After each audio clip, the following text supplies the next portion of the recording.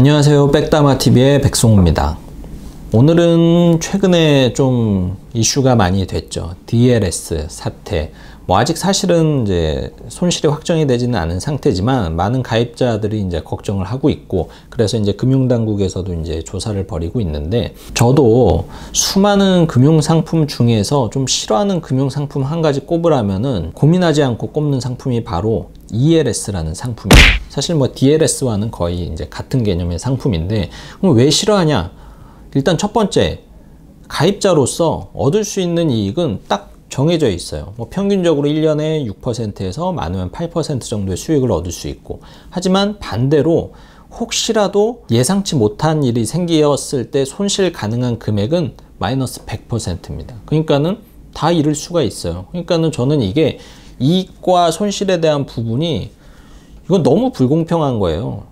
그러니까 얻을 수 있는 거는 쥐뿔 없는데 만약에 무슨 일이 생기면은 고객은 다 잃을 수밖에 없다라는 점. 그래서 저는 이놈이 싫어요. 그리고 두 번째가 뭐냐면은 살다 보면은 전혀 예상하지 못하는 일이 생기잖아요. 금융시장도 마찬가지예요. 절대로 인간이 어떤 예상을 하고 예측을 할 수 있는 시장이 아니거든요. 그렇기 때문에 늘 어떤 만일의 사태에 대비한 재테크 전략을 짜야 되는데, 이 ELS라는 상품, DLS라는 상품이 그 만일에 대한 상황이 되었을 때 가입자가 대처할 수 있는 방법이 없어요. 그러니까 무슨 말이냐면은 주식 투자를 막 하다가 금융위기가 왔다. 그러면은 방법이 두 가지죠. 지금이라도 손절해서 빠져나오든지, 아니면은 여윳돈이 많아서 추가로 계속적으로 사서 매수 단가를 낮춰서 나중을 기약을 한다든지, 이런 방법을 이제 전략을 쓸 수가 있는데, ELS는 그렇지 못하다라는 거예요. 물론 이제 중도 해지가 가능하지만은 손실폭이 또 추가적인 페널티도 있고, 그렇다고 또 내가 더 가입을 할 수 있느냐, 그런 것도 아니고 그냥 만기 때까지 기도만 해야 돼요.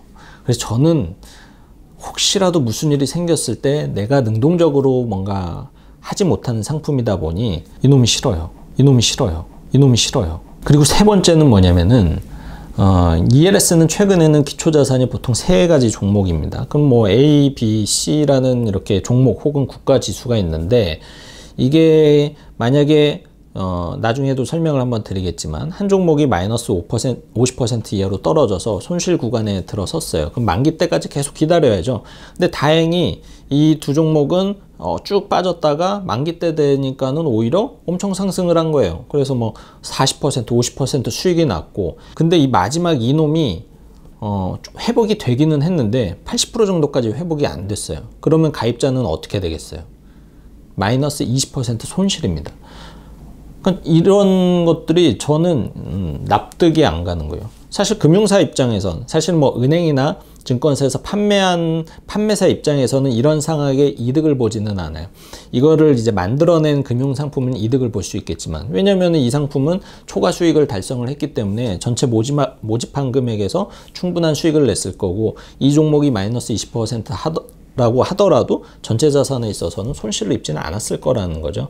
그렇지만은 가입자는 이러한 상황에서는 이거 손가락이 안 되는데, 이런 상황에서는 손실을 볼 수 있다라는, 저는 그런 점이 좀 어이가 없지 않나. 그래서 ELS를 싫어합니다.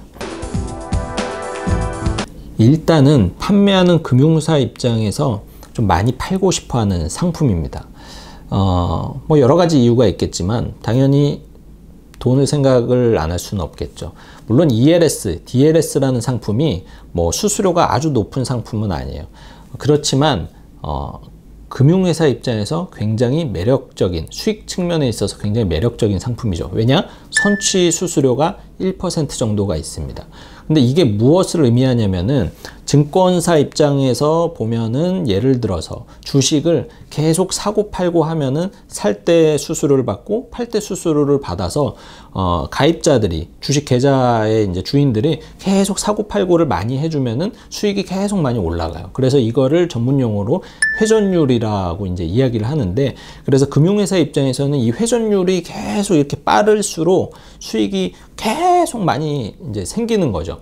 ELS가 바로 이제 그렇게 회전율을 많이 일으킬 수 있는 상품이에요. 무슨 의미냐면은 ELS는 보통 조기 상환이 많이 되죠. 그러면은 가입했다가 1% 내고 1,000만 원 들어가요. 그런 다음에 3개월 있다가 조기 상환돼서 이자랑 같이 찾아요. 그럼 이 사람이 돈 찾아서 바로 또 들어가요. 그러면 또 1% 수익을 금융사 입장에서는 가져갈 수가 있는 거죠. 그러니까는 조기 상환이 되면은 금융회사도 좋고 고객도 좋고 하다 보니 금융회사 입장에서는 이 ELS라는 상품, DLS라는 상품이 조기 상환이 보편적으로 잘 되다 보니 굉장히 매력적이고 더 많이 팔고 싶은 거죠. 그리고 또 고객이 어떻게 해요? 수익이 나고 조기 상환이 빨리 되면은 1,000만 원 투자했다가 다음에는 2,000만 원, 3,000만 원 갖고 와서 투자를 하는 거죠. 그래서 ELS라는 상품은 이 회전율을 조금 빠르게 가져갈 수 있는 상품이다 보니 금융회사 입장에서는 굉장히 좀 매력적인 상품이어서 많이 이제 푸시를 하는 상품 중에 하나입니다. 그리고 두 번째 이유가 뭐냐면은 대한민국 사람뿐만 아니라 뭐 모든 투자자들 입장에서도 위험은 없고 수익이 높으면은 굉장히 좋아하겠죠. 그런 대표적인 상품이 바로 일단 첫 번째는 변액연금이었어요. 예전에 변액연금을 예전에 막 인기가 있었을 때 보면은 원금은 보장을 해준다. 뭐 주가가 반토막이 나더라도 혹은 원금의 2배를 보장을 해준다라는 그런 상품 컨셉으로 해서 굉장히 많이 판매가 됐어요. 근데 알고 보니 채권의 비중이 너무 높아서 그리고 펀드의 다양성이 너무 낮아서 사실은 수익을 내기가 너무 어려운 상품이었죠. 그리고 또 원금 보장 혹은 어떤 일정 수익에 대한 약속은 또 연금을 개시할 때까지 또 돈을 냅둬야 된다라는 조항이 있었지만 사람들은 그리고 판매하는 사람들은 어디에 포커스를 맞추느냐? 원금 보장과 확정된 이율에 대해서 포커스를 맞춰서 이야기를 하고 또 듣다 보니 굉장히 많은 분들이 가입을 하셨지만 지금은 굉장히 슬퍼하고 계시겠죠. 그리고 두 번째 상품이 바로 ELS입니다. ELS는 보통 두 가지로 딱 구분이 돼요. 원금 보장형과 이제 비보장형으로 이제 구분이 되는데, 뭐 원금 보장형은 뭐 인기도 없었다라기보다는 많이 상품이 없었어요. 그래서 이제 거의 가입을 안 하셨고, 비보장형이 금융회사 입장에서도 많이 이제 푸시를 했던 상품이고, 또 가입자들도 상품 구조가 이제 매력적이었기 때문에 이제 많이 가입을 했는데, 사실 계속 얘기를 해드리지만 ELS는 위험할 때 굉장히 위험한 투자 상품이거든요. 그런데 왜 사람들이 비보장형을 선택을 하는지, 그거는 상품 구조에 대한 설명을 듣다 보면 이게 꽤 안전해 보이거든요. 한번 제가 예시를 들어볼게요. 제가 판매하는 사람이에요. 고객님, 이 ELS 상품은 세 가지 기초자산을 기본으로 합니다. 코스피 지수, 니케이 지수, 그리고 다우 지수. 이 세 가지 종목을 이제 기초자산으로 하는데 3년 이내에 반토막만 나지 않으면 고객님 6%의 수익률을 3년치 계산해서 18%의 수익률을 지급을 하고요. 그리고 3개월 이내에 어느 종목 이제 종목 전부가 15% 이하로만 안 내려오면은 조기 상환을 해서 6%의 1년 환산 기준 6%의 수익률을 지급을 해드립니다. 고객님 한번 생각을 해보세요. 지금 코스피 지수가 2000인데 3개월 이내에 15%가 하락을 하려면은 1800 이하로 내려가야 돼요. 그런 일이 과연 흔할까요?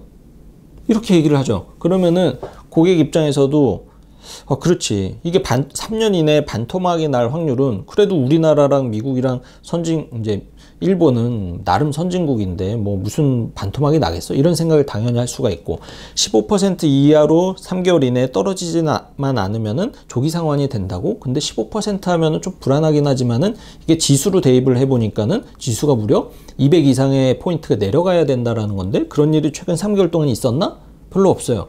그러니까는 이런 이야기를 들으면은 마치 ELS 이 비보장형 상품이 꽤나 안정적인 상품, 그러니까 확률적으로 굉장히 수익을 보는 게 높다라고 판단을 내릴 수밖에는 없는 거죠. 맞아요. 실제로 ELS는 꽤나 성공 확률, 조기 상환에 대한 성공 확률이 높은 편이에요. 그래서 지금까지도 인기가 많았었던 거고, 그렇지만은 이 부분이 문제가 될 수 있다는 거죠. 무슨 얘기냐면은 아까도 이제 설명을 드렸지만 투자자들은 1,000만 원 투자했는데 60만 원 이자를 받았네. 혹은 뭐 3개월 만에 연환산으로 해가지고 뭐 20만 원 이자를 받았네. 괜찮은데? 그러면은 1,000만 원이 아니고 집에 있는 돈을 막 긁어와요. 그럼 2,000만 원 투자하고 또 조기 상환인데요. 진짜 괜찮네?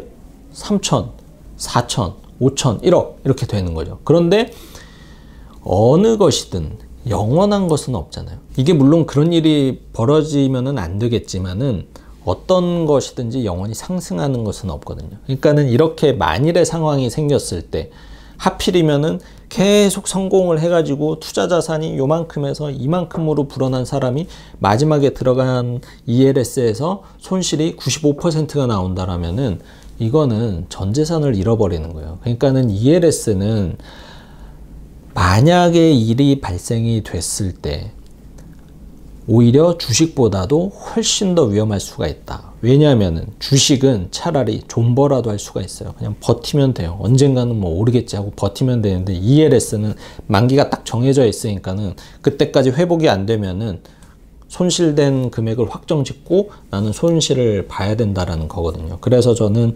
ELS라는 상품이 정말로 위험하다라는 사실을 인지를 하셨으면 좋겠고, 뭐 그렇지만 이 상품이 뭐 쓰레기다 뭐 이런 거는 아니니까 적절히 조기 상환도 확률이 높으니 적정 수준으로 내가 여유 자금으로 하셔야지, 이게 마치 예금처럼 뭐 확정된 이익을 꼭 주는 양 이렇게 착각을 하고 가입을 하면은 안 된다라는 것을 꼭 말씀을 드리고 싶습니다. 네, 오늘은 이렇게 ELS에 대해서 좀 말씀을 드렸는데, 투자하실 때 결국 성공을 하시려면은 조금 답답하더라도 전체 자산에 여유자금만 투자하고 내 투자 성향에 맞게끔 그 자산 배분을 하시고 위험 관리를 하셔야 돈을 버는 거지, 이거를 도박하듯이 투자를 하고 재테크를 하시다 보면은 9번 성공하다가 마지막에 한 번 실패했을 때 모든 것을 다 잃을 수 있다는 것을 꼭 아셨으면 좋겠고, 이 영상을 시청하시는 모든 분들은 꼭 정도 투자를 하셔서 나중에 꼭 성공적인 투자를 하셨으면 좋겠습니다. 오늘 영상 도움 되셨으면 구독과 좋아요 부탁드리겠습니다.